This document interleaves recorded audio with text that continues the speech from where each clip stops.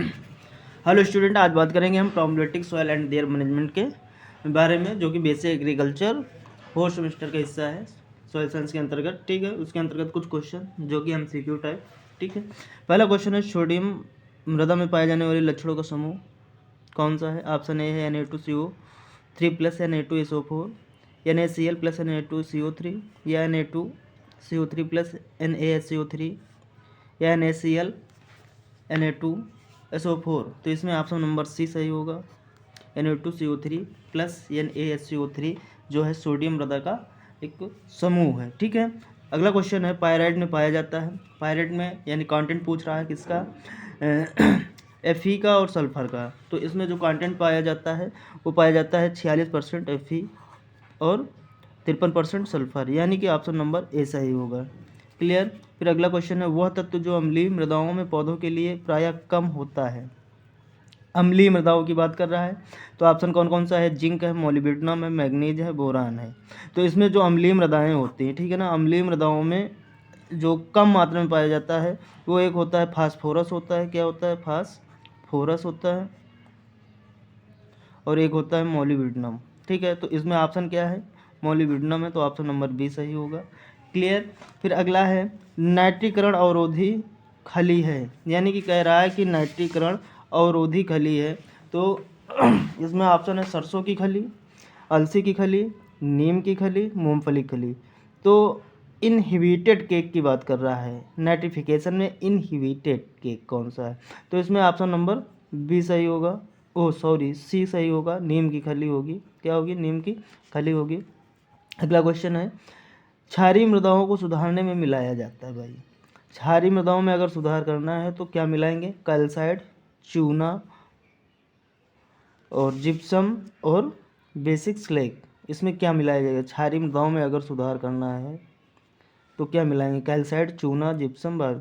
तो इसमें option number C क्षारीय मृदाओं के लिए जिप्सम और अम्लीय मृदाओं के लिए चूना। अगला क्वेश्चन है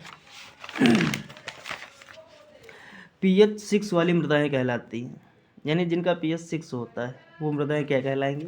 लवणी कहलाएंगी, या क्षारीय कहलाएंगी, या अम्लीय कहलाएंगी, या उदासीन। तो ये कहलाएंगी क्या? अम्लीय। ऑप्शन नंबर सी सही होगा। फिर उसके बाद कह रहा है अगला क्वेश्चन क्या है कि वह मृदा जिसका pH लेस देन 8.5 से कम, विनिमय सोडियम प्रतिशत 15 से कम, विद्युत चालकता 4 DSM से अधिक होती है, वो मृदाएं क्या कहलाती है? लवणीय, क्षारीय, लवणीय क्षारीय, या अम्लीय। तो ये मृदाएं जो हैं लवणी कहलाती, जिनका pH लेस देन 8.5 से कम हो और जो सोडियम यानी विनिमय सोडियम होगा उसका परसेंट 15 से कम है, और विद्युत चालकता आपका जो है 4 DSM से अधिक होती है, वो मृदाएं जो हैं आपकी लवणीय कहलाएंगी। ऑप्शन नंबर ए सही होगा। ठीक है, फिर अगला क्वेश्चन है लवणीय मृदाएं जानी जाती हैं, यानी लवणीय जो मृदाएं होंगी और यानी कहने का मतलब किन नामों से जानी जाती हैं? सोलेनोट्ज, या सोडाचक, या सोलनचक, या इनमें से कोई नहीं। तो वो मृदाएं कहलाएंगी कौन सी? सोलनचक कहलाएंगी। क्या कहलाएंगी? सोलनचक। ऑप्शन नंबर सी सही होगा। किस मृदा को सुधारने में CaCO3 मिलाया जाता है? क्षारीय मृदा, लवणीय मृदा, लेटेराइट मृदा, या अम्लीय मृदा। ऊपर वाले क्वेश्चन में हमने बताया जो क्षारीय होंगे उसमें जिप्सम मिलाएंगे, जो अम्लीय होंगे उसमें चूना, क्योंकि यहाँ पर बता दिया चूना मिलाया जाता है तो अम्लीय मृदाओं के सुधार के लिए। ठीक है, ऑप्शन नंबर डी सही। लवण प्रतिरोधी फसल है, लवण प्रतिरोधी फसल है। तो इसमें ऑप्शन नंबर क्या होगा? ए है मटर, बी है चना, सी है बीन, और जौ। तो इसमें जो लवण प्रतिरोधी है वो है आपकी जौ। ऑप्शन नंबर डी सही होगा। फिर अगला क्वेश्चन है कि अम्लीय मृदा बनने के लिए उत्तरदायी कारक, यानी कौन से कारक होते हैं जो मृदा को अम्लीय बनाने के लिए सहायक होते हैं? अधिक वर्षा, कम वर्षा, ए और बी दोनों, या इनमें से कोई नहीं। तो अधिक वर्षा जो है इसके लिए सही होगा। Option number A. ठीक है, क्योंकि कारण क्या होता है कि जब अधिक बारिश होती है तो हमारे जो न्यूट्रिएंट्स होते हैं लीचिंग के माध्यम से नीचे चले जाते हैं। अगला क्वेश्चन है क्षारीय मृदाएं मुख्यतः पाई जाती हैं शुष्क एवं अर्ध क्षेत्र में, या नम जलवायु में, या समशीतोष्ण में, या उपरोक्त में से किसी में नहीं, हैं। तो इसमें होगा क्या, जो क्षारीय मृदाएं हैं यानी कि एल्कली सॉइल है वो हमारी शुष्क एवं अर्ध शुष्क जलवायु में पाई जाएंगे। ऑप्शन नंबर ए सही होगा। फिर अगला क्वेश्चन है अवशोषित H+ और Al++ मुख्य रूप से उत्तरदायी है किसके लिए? मृदा उदासीनता के लिए, मृदा क्षारीयता के लिए, मृदा अम्लीयता के लिए, या उपयुक्त में से कोई नहीं। तो मृदा अम्लीयता के लिए H+ और A++ मुख्य रूप से उत्तरदायी होगा। ऑप्शन नंबर सी सही होगा। अम्लीय मृदाओं में Fe की उपलब्धता अधिक होती है, उच्च होती है, क्या होगी? ऑप्शन नंबर डी सही होगा। SAR मृदा अधिशोषण का अनुपात क्या होता है? Na/√Ca+Mg/2 होगा, या दूसरा ऑप्शन है Na/√Ca+Mg होगा, या √Ca+Mg होगा। तो इसमें ऑप्शन नंबर ए सही होगा, Na/√Ca+Mg/2 होगा। क्लियर। फिर अगला क्वेश्चन बात करते हैं, भारत में कृषि पारिस्थितिकी यानी कि एग्रो इकोलॉजिकल रीजन कितने हैं? तो 20 हैं। कितने हैं? 20 हैं। फिर अगला क्वेश्चन है, भारत में लक्षण प्रभावित मृदा का क्षेत्रफल कितना है? यानी लक्षण प्रभावित यानी ये यहाँ पर लवण, यहाँ पर जो है लक्षण नहीं लवण होगा, लवण प्रभावित। क्या लवण प्रभावित क्षेत्रफल कितना है? 28 मिलियन हेक्टेयर, या 28 मिलियन हेक्टेयर, या 29 मिलियन हेक्टेयर, या 10 मिलियन हेक्टेयर। तो इसमें 10 मिलियन हेक्टेयर आपका जो है लवण प्रभावित क्षेत्रफल है भारत में। अगला क्वेश्चन, भारत का भौगोलिक क्षेत्रफल कुल कितना है? यानी कि भारत कुल भौगोलिक जियोग्राफिकल एरिया की बात कर रहा है। 325 मिलियन हेक्टेयर, या 326 मिलियन हेक्टेयर, या 327 मिलियन हेक्टेयर, या 328.7 मिलियन हेक्टेयर। तो इसमें ऑप्शन नंबर डी सही होगा, जो कि यानी कुल भौगोलिक क्षेत्रफल कितना है आपका? 328.7 मिलियन हेक्टेयर, ये सही होगा। फिर आगे क्वेश्चन कह रहा है, मृदा विज्ञान के जनक, ये सभी जानते होंगे, वी डेवकिचेव है। ऑप्शन नंबर बी सही होगा। अगला क्वेश्चन है, छोटी अवनालिका की गहराई क्या होती है? यानी कि स्मॉल गलिज क्या होती है? तो ऑप्शन एक है 1 मीटर से कम, 3 से 5 मीटर, या 6 मीटर, या 9 मीटर। तो देखिए जो इसमें छोटी स्मॉल पूछी जा रहा है, ऑप्शन नंबर ए सही होगा। स्मॉल में होता है लेस देन 1 मीटर, और आपका जो मीडियम होगा, क्या मीडियम होगा, उसमें 1 to 5 होता है, और जो आपकी लार्ज होगी, ठीक है ना, लार्ज में क्या होगा? More than 5 metre, more than 5 metre, यानी 5 मीटर से अधिक जो होगी उसकी गहराई होगी, ठीक है। आगे अगला क्वेश्चन की बात करते हैं, मृदा कटाव मुख्यतः प्रभावित होता है वर्षा की तीव्रता से, या वर्षा की परिवर्तनशीलता से, मृदा अपरदनकारिता से, या कुल वार्षिक वर्षा से। तो इसमें होगा ऑप्शन नंबर ए, वर्षा की तीव्रता से प्रभावित होता है कटाव। फिर अगला है परत अपरदन देखा जाता है गहरे ढलान वाली भूमि में, मध्य ढलान वाली भूमि में, या ढलान वाली, या कम ढलान वाली। तो यहाँ पर परत अपरदन पूछ रहा है, यानी कि सीट इरोजन की बात कर रहा है, तो कम ढलान वाली मृदा में, किसमें? कम ढलान वाली मृदा में। अगला क्वेश्चन है, मृदा से गंदा मृदायुक्त धुंधला पानी का बहना सूचक है। यानी इरोजन की बात कह रहे हैं, यानी किसमें पता हो जाता है। तो देखो ये वाटर इरोजन की बात कर रहा है, क्योंकि पानी गंदा होगा, कब गंदा होगा? जब उस पर पानी गिरेगा, है ना। तो वाटर इरोजन की बात कर रहा है, तो इसमें जो स्लैब्स इरोजन यानी उच्छल है, ये भी वाटर का है। परत यानी कि सीट इरोजन, ये भी उसी से होता है। रिले, ये भी उसी वाटर से होता है। लेकिन इसमें कौन सा सही है? तो इसमें जो उच्छल अपरदन है, यही इसकी प्राइमरी स्टेज है, यानी प्राथमिक अवस्था यही है। ये सेकेंडरी है, और उसके बाद ये है। तो इसमें ऑप्शन नंबर ए सही होगा। क्या होगा? उच्छल अपरदन, ठीक है। निम्न में से वायु अपरदन का प्रकार नहीं है। कह रहा है वाइंड इरोजन का प्रकार नहीं, उत्परिवर्तन, निलंबन, सतह निसर्पण, या वधवेधन। तो इसमें जो वायु अपरदन का कौन सा नहीं है? ये सब हैं, उत्परिवर्तन भी है, निलंबन भी है, सतह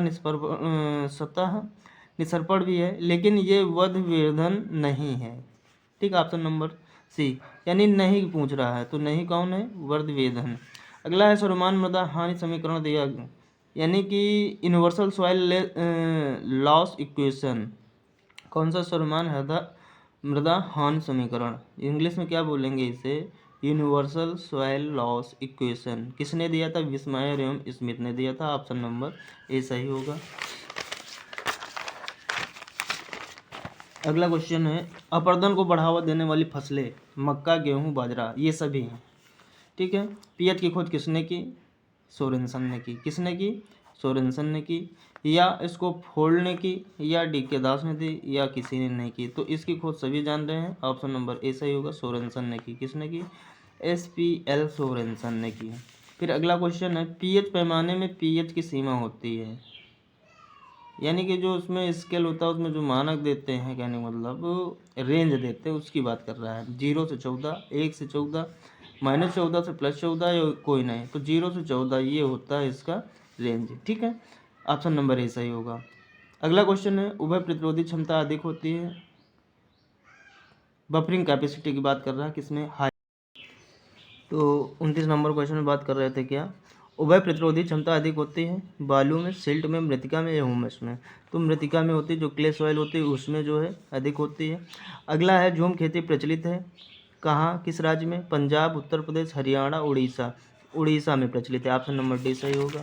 फिर अगला क्वेश्चन है लवणीय मृदाओं का अधिक क्षेत्रफल किस प्रदेश में है? उत्तर प्रदेश, मध्य प्रदेश, पंजाब, हरियाणा। तो उत्तर प्रदेश में, ऑप्शन नंबर ए सही है।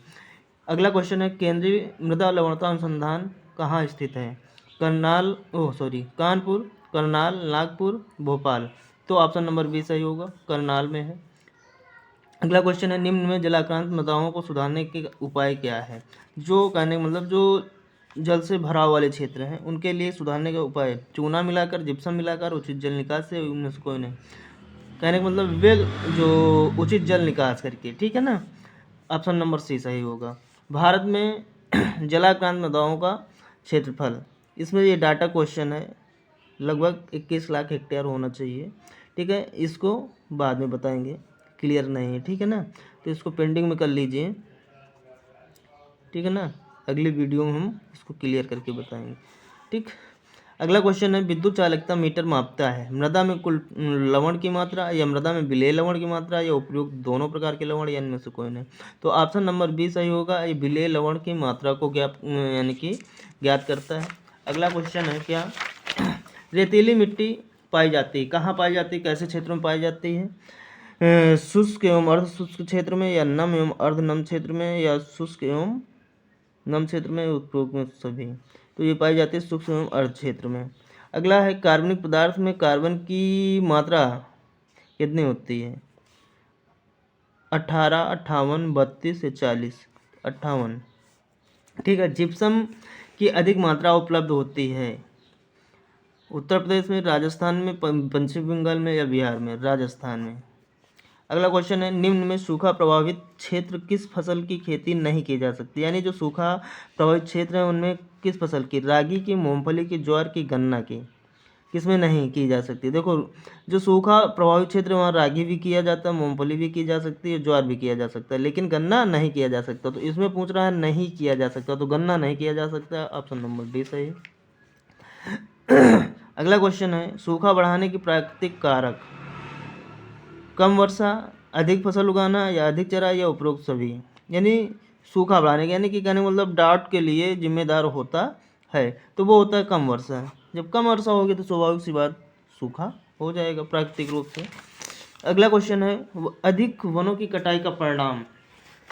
जब वनों की अधिक कटाई करते हैं तो क्या होता है? मृदा कटाव होता है, मृदा प्रदूषण होती है, बाढ़ होती है, उपयोग सभी। स्वाभाविक सी बात सभी चीज़ें होंगी, ऑप्शन नंबर डी सही होगा। निम्न से क्षारीय मृदाओं को सुधारने में प्रयुक्त नहीं होता जिप्सम, सल्फर, पायरेट, चूना। क्षारीय मृदाओं को सुधारने में प्रयुक्त नहीं होता है। आप क्षारीय मृदाओं में जिप्सम प्रयोग करते हैं, सल्फर करते हैं, पायरेट करते हैं, बट चूना नहीं करते। यहाँ पर नहीं पूछा गया है, कंफ्यूज मत होइएगा। ठीक है ना, क्षारीय मृदाओं में क्या उपयोग नहीं किया जाता? चूना। चूना किस में करते हैं? अम्लीय में। ठीक है। अगला क्वेश्चन है रेत के टीले बने होते हैं बलुई मृदा में, या पहाड़ी मृदा में, या चूना युक्त मृदा में, या दोमट मृदा में? तो बलुई मृदा में। क्लियर, ऑप्शन नंबर ए सही। अगला है जल का विल मृदा के लिए अति उपयुक्त फसल है पटसन, जूट, गेहूं, अलसी। ऑप्शन नंबर बी सही। जूट जो होगा वाटर लैग के लिए सबसे सुटेबल होती है। भारत में टपक सिंचाई का आगमन कहाँ से हुआ? टपक सिंचाई सर्वप्रथम इजराइल में हुई, तो इजराइल से आगमन हुआ। ऑप्शन नंबर डी सही होगा। ना होगा जापान, ना होगा अमेरिका, ना होगा चाइना। इजराइल से हुई है। कहाँ से हुई है? इजराइल से। अगला क्वेश्चन है CAZRI स्थित है कजरी, जिसे बोलते हैं क्या? कजरी। कहाँ स्थित है? तो ये स्थित है जोधपुर राजस्थान में। कहाँ? जोधपुर राजस्थान में। अगला है NBSSLUP स्थित है। NBSS मतलब national bureau of soil survey and land use planning. ये कहाँ है? नागपुर में है। कहाँ है? ऑप्शन नंबर बी सही होगा। ठीक है। अगला है जिप्सम में पाया जाता है। जिप्सम में यानी कि कैल्शियम और सल्फर पाया जाता है, तो कितने परसेंट पाया जाता है? तो जिप्सम में जो है 23%, 23.3% आपका कैल्शियम पाया जाता है और आपका 18.6% जो है आपका सल्फर पाया जाता है। तो ऑप्शन नंबर बी सही होगा। अगला क्वेश्चन है मृदा उपयोगिता वर्गीकरण के अनुसार किसके लिए उपयोगी वर्ग कौन से हैं? 1 से 4 तक या 5 से 8 तक या 1 से 8 तक। तो इसमें जो 1 से 4 तक है वर्गीकृत किया गया है, कैटेगराइज किया गया है, तो ऑप्शन नंबर ए। यहाँ तक तो ये जो है आपको कल्टीवेशन के लिए बढ़िया होता है, लेकिन उसके बाद भी जो है चराई के लिए, इन सब के लिए बेहतर होता है, खेती योग्य नहीं होते हैं। मृदा अपर्दन के लिए उत्तरदायी कारक, अपर्दन यानी इरोजन की बात कर रहा है, वनों की कटाई, अधिक चराई, स्थानांतरित खेती। एकदम सही, यानी कि तीनों ऑप्शन सही हैं, सभी होंगे उपरोक्त सभी। मृदा निम्नीकरण के लिए उत्तरदायी कारक, मृदा अपर्दन, लवड़ी एवं क्षारीयता, कार्बनिक अपशिष्ट, उपयुक्त सभी। कह रहा है कि मृदा निम्नीकरण के लिए उत्तरदायी यानी कि लैंड डिग्रेडेशन की बात कर रहा है, तो मृदा अपर्दन भी सही है, लवड़ी एवं क्षारीयता और कार्बनिक अपशिष्ट यानी उपरोक्त सभी। कंटूर बंद का प्रयोग होता है। कंटूर बंद, ये थोड़ा सा कंफ्यूजन क्वेश्चन है, किन क्षेत्रों में कंटूर बंद किया जाएगा इसको देखते हैं बाद में। ठीक है, क्योंकि इसमें जो है अधिक वर्षा वाले क्षेत्र में कितने हैं या कम वाले में, इसको देख के बताएंगे। अगला है सूखा की भयंकर अवस्था को क्या कहते हैं? अकाल कहते हैं। अगला क्वेश्चन है अमोनियम सल्फेट एवं CNA उर्वरक भूमि सुधार के लिए उपयोग करते हैं, अम्लीय क्षारीय दोनों के लिए करते हैं। ऑप्शन नंबर सी सही होगा। चूना युक्त मृदा का निर्माण कहाँ से करते हैं? शुष्क एवं नम क्षेत्र में या नम क्षेत्र में या गर्म क्षेत्र में? शुष्क एवं नम क्षेत्र में। ऑप्शन नंबर ए सही होगा। फिर अगला क्वेश्चन है मृदा का निम्नीकरण होता है। मृदा का निम्नीकरण यानी डिग्रेडेशन ऑफ सॉइल किससे होता है? Na2CO3 एंड CaSO4 के संचयन से होता है। ऑप्शन नंबर बी सही होगा। निम्न में अयोग्य बंजर भूमि नहीं है, अयोग्य की बात कर रहा है, बंजर भूमि नहीं है, तो खंड भूमि होगी और ये सब आपकी बंजर भूमि के अंतर्गत आएंगी। अगला है पायराइट का सूत्र क्या होता है? तो FeS2 होता है। ठीक है। अगला क्वेश्चन है कौन सा उर्वरक मृदा की अम्लता को उत्पन्न करता है? Ammonium sulphate, calcium ammonium nitrate या कैल्शियम नाइट्रेट या सोडियम नाइट्रेट? तो अमोनियम सल्फेट जो है उत्पन्न करता है उर्वरक मृदा की अम्लता को। फिर अगला क्वेश्चन है कि नाइट्रीकरण की प्रक्रिया अधिक होती है, तो वो होते हैं शीत ऋतु में या वर्षा ऋतु में या ग्रीष्म ऋतु में या इनमें से कोई नहीं, तो वो होते हैं शीत ऋतु में। किसमें? शीत ऋतु में। Okay, thank you.